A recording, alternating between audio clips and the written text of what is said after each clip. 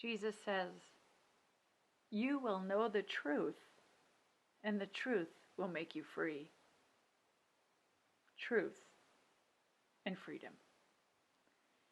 Two very important and also very timely ideas for Jesus, for the early church, and for us as well. But what does it mean to be free? What is freedom? I mean, our nation began with these words. We hold these truths to be self-evident, that all men are created equal, that they are endowed by their Creator and with certain unalienable rights, that among these are life, liberty, and the pursuit of happiness. And of course, we know how limited their understanding was of all created equal, all given liberty and freedom. But still, we believe that liberty, that freedom is our and everyone's natural, God-given right and preferred state. Freedom. Freedom to speak and dress and express ourselves as we want. To live, to move as we will. Free to, say, fly and float.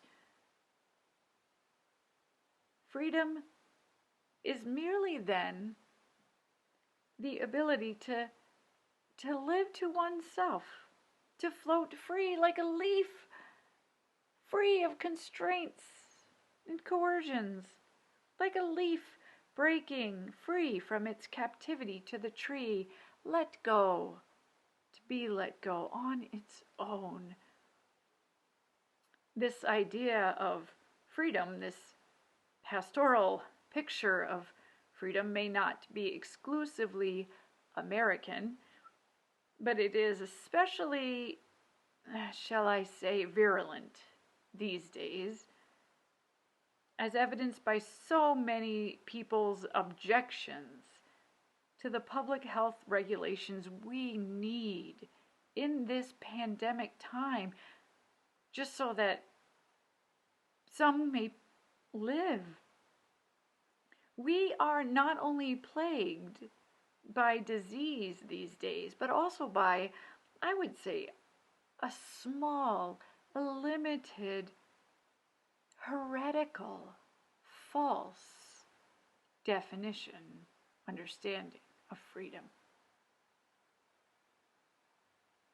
Freedom, like a falling leaf, is beautiful, but a simplistic analogy that ignores truths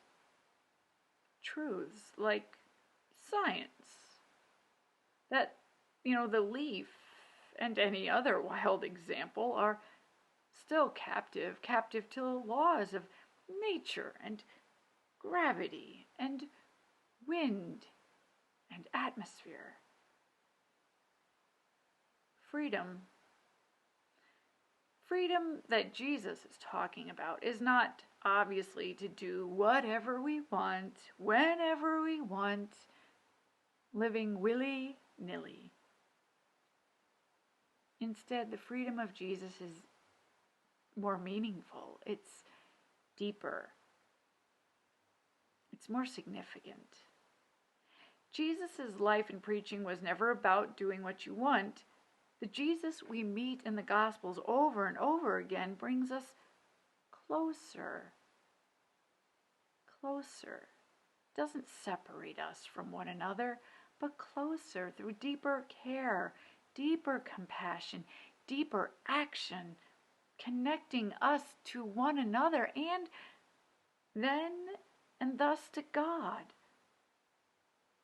freeing us from captivities of fear, guilt, not captive to shame, not captive to illusions or captive to other people's definitions and declarations. That is what is at the heart of the Reformation. God's grace.